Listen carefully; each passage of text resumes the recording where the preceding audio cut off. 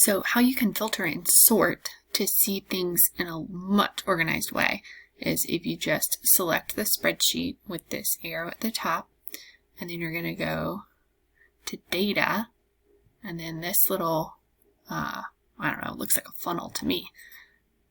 You click Filter, and then you'll see that all of these arrows appear.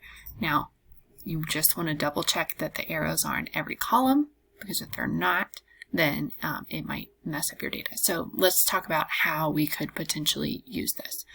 So let's say we have entered in all of the KISS, and we want to know if we are testing them from KISS.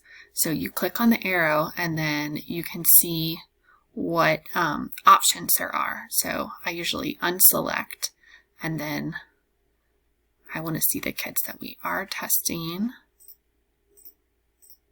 and I apply it. So now it's only the kids that we are testing are here. Then let's see if we want to filter by grade. So maybe I want to only see certain grade levels. Or if they happen to be all mixed up, you can sort from smallest to largest, largest to smallest.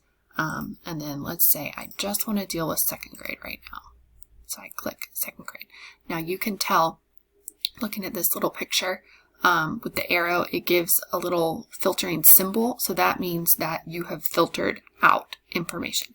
If you look at your spreadsheet and you've been using filtering and you are freaking out because you can't find something, it's probably because you have a filter. And so you can just re-click and then select all and apply. Happy filtering!